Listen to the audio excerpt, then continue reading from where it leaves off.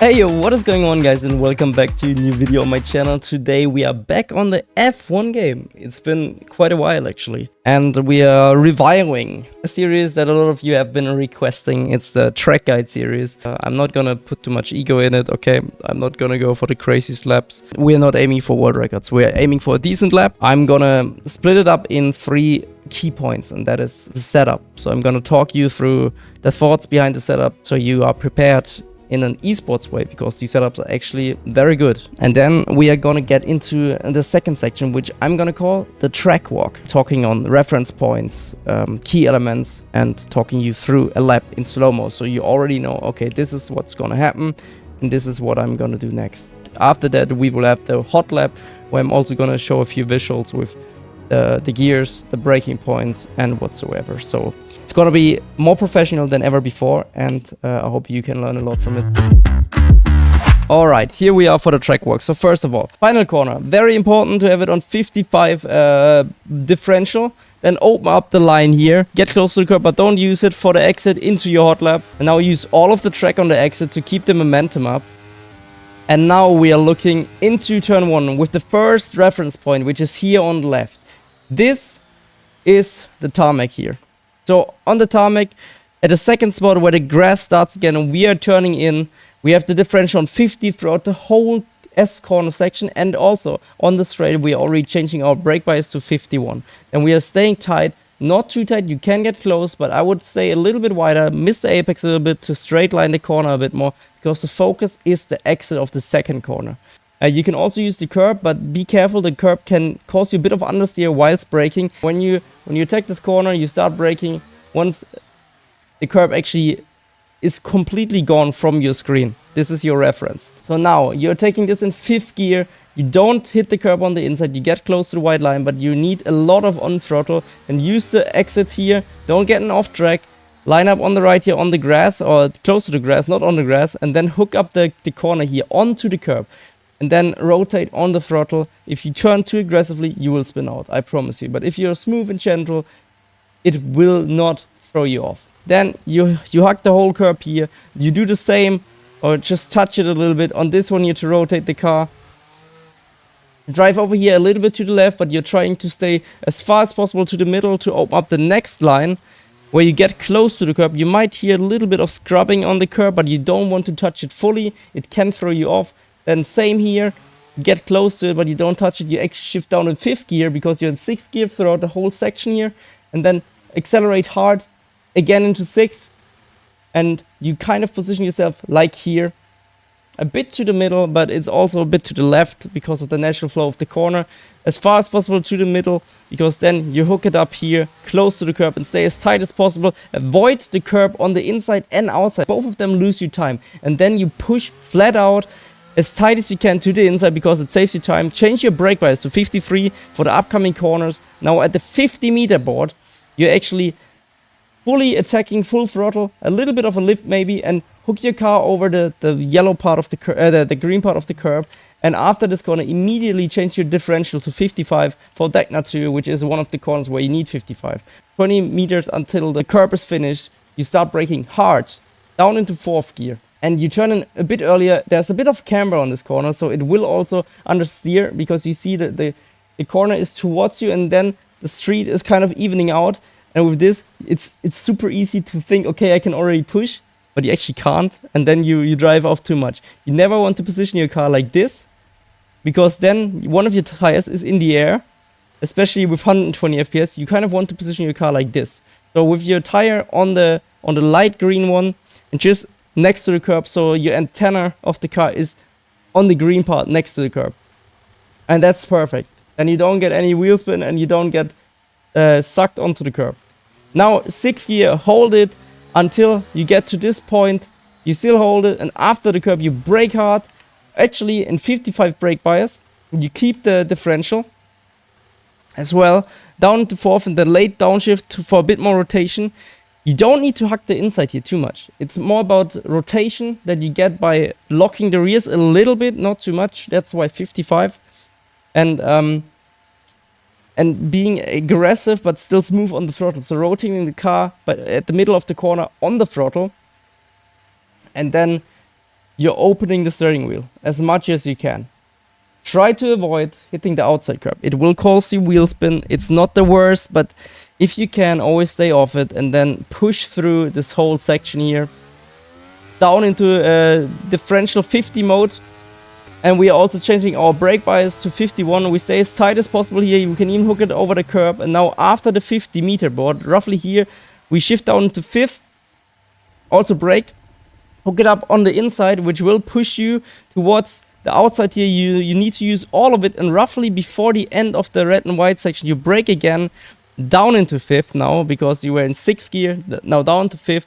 And you don't want to get too early close to the curb, because then you will probably have to wait with the throttle. You want to go for a later apex on the second part of the spoon corner. And you never want to hit the inside curb. And then you push hard on the throttle. You use every single millimeter of the exit curb here. You will not spin out, I promise you, with the speed that you carry. You just need to be gentle on the steering. And then you already changed the brake bias while staying tight here to 55, which is what we need for the final corner. And for 130 roughly after the 50 meter board, we turn in. We don't want to get onto the curb. We want to get close. And then, because there's a little dip, it will push you off. So you want to go around the dip, but then cut back in here and stay as tight as possible to save a few thousandths, which make a big difference in the end in the third sector. And you change right after this corner your differential to 55. Focus on the 100 meter board, brake super hard roughly before it. And it's easy to lock up the tires because the corner, like the street is going a bit towards the corner, is not staying straight, so you have to position your car well. And as you can see, I will also show you from the outside, we are not touching the grass. You can even go further, look. You can even go... Okay, now I touch the grass. But wait, I will show you. You can go like this, and this is still not touching the grass, because the contact patch is not actually making contact with the grass. So this is how you maximize every single bit of lap time in F1 esports and at the top level of racing in the F1 game. So yeah, that's what you gotta do. And then you're hooking up the inside here. Not over the curb. I mean, you can. It's faster, but it depends on your FPS. If you use 60 FPS and the car's easier over curbs, then you can attack this way harder, and you have to. But you can see my left front tire is bouncing in the air. Like, you see it's bouncing, the car's bouncing, so it's unsettling the car. And if you drive not fully onto the curb, just on the red and white, it's easier, more consistent. It won't gain you the maximum time. I would recommend you go for the more consistent one and try to get fast with it, because then you will never have to deal with these things. And then you try and hook it up here, a bit towards the right. Same thing here. You try to get as close as possible to the curb, but if you cut it, you will have the same. It's way harder to go on the power on the exit. So in this game, it's better with higher FPS to drive around the chicane. But if you can, it's gonna be faster. Definitely.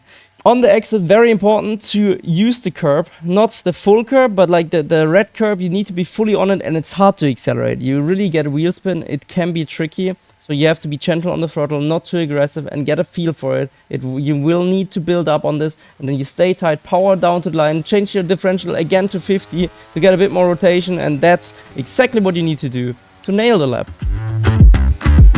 Let's get into the hot lap. So this is actually what you need to do. You can see again, we are lining up our exit with the 55 diff.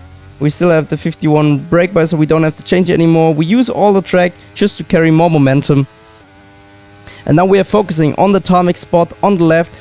That's our turning point. 50 diff for the whole section. Then we brake after the curb. 5th gear. We missed the apex a little bit, but it's not too bad. And now we're hooking up these curbs very nicely. We avoid the inside curves of the last two corners. 5th gear, 6th gear. Now stay tight. And we don't touch any of the curb, off the inside and outside. Now 53 for the brake bias.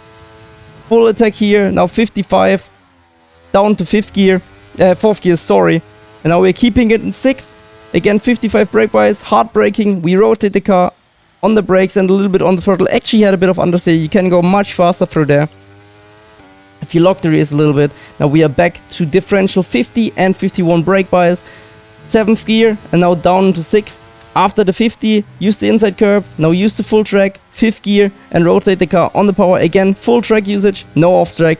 no traction with, no struggle with the traction, and we are looking into 130R, where we are going flat out through the corner. We avoid the inside curb as much as we can. 55 differential, 55 brake bias.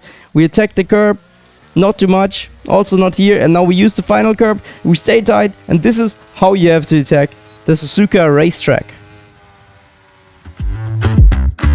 This is what we're gonna use.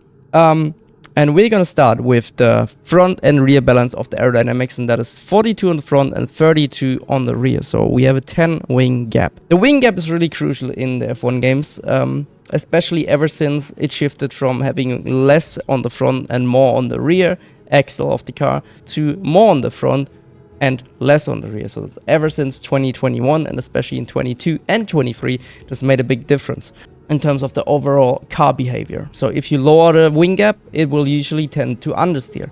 If you increase the wing gap, it will usually tend to oversteer. You have to find the sweet spot. And on this track, usually a 10 wing gap is quite good on any track. Increasing that will make it more tricky, and increasing it more will just make it a hard car to drive. If you reduce it by lowering the front, it will be more stable, yes, but it will also turn into an understeery car. So you can shift the balance. If you feel like you're struggling with it, easy is to just lower the front wing, and it will turn into a more stable car. But if you feel like you need a little bit more on the edge, I would recommend to you increase it by 1. I don't think anyone needs it more on the edge, because this is already quite edgy in some corners, so yeah. And if you want a bit more top speed, put it to 40 and 30 on the rear, but I wouldn't go much lower. So next up, we have the transmission, and the on-throttle differential we will change a lot throughout the lap. Just a little warning, at least in qualifying. In the race, you don't have to do it as much, but it's gonna be between 50 and 55. I have it in qualifying on 50 just to get a little bit more rotation on the braking, and especially when going off the throttle in the high speed sections. It still gives you a little bit of an edge, makes the car rotate a bit more. If you go higher, the car will just become understeery. You can always just increase the brake bias to make up for the looseness on the brakes over one lap, but you can never make up in the high speeds when you just go off the throttle a little bit, get more rotation when you have the 51. So 51 is still fine. 52 might still be alright, but with 53 you're just gonna turn to a boat. You have to play around. Whatever you like. If you feel like you're struggling a lot under braking and the car's getting loose when you're going off the throttle, this will help you with stability a lot. But we will keep it on 50. Then the suspension geometry. The F1 games are not as complex. They are usually always the same here. It's a right, left geometry. Then on the suspension. Suspension is very important. Probably the most important bit on the game, next to the aerodynamics. So the front suspension is very stiff on 41. You can always lower it a little bit, but it might turn into a bit too much understeery version. But if you struggle with stability, it can help, okay? The rear suspension, we have it on 8, and the suspension goes hand in hand with the ride height. So you can also, if you lower the suspension, you probably need to go higher on the ride height. On the rear suspension, we have 8. This is a good balance. I wouldn't change it much. If you want to try it, go higher, but then also lower the rear ride height. You can also, of course, go lower and then increase the rear ride height. You can play around with that, but the 8 is a good spot. It's fast. It might not be the most perfect, but it's definitely competitive. With the Roba, it's a trying around thing. We have 7 on the front and 1 on the rear, which means we have a more understeery balance. If you increase the front, if you have a higher front anti-roba, you will have more understeer. If you have a higher rear anti-roba, you have more rotation. Usually higher rear anything than front means rotation. But if you feel like the car's understeering too much, I will put it to 6. 7 is good. You can also try 8 if you don't like the 7. And you can also play around with the rear anti-roba. You can also mix it up and change it to a more aggressive balance. But 7.1 is what we are using today. And the front ride height is 34 and the rear ride height 40. This works pretty good.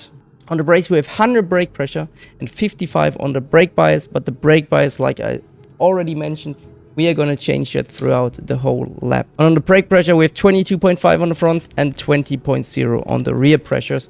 For the race in general, lower the balance. You can also reduce the wing. So you can do something like this or this, just to increase the top speed.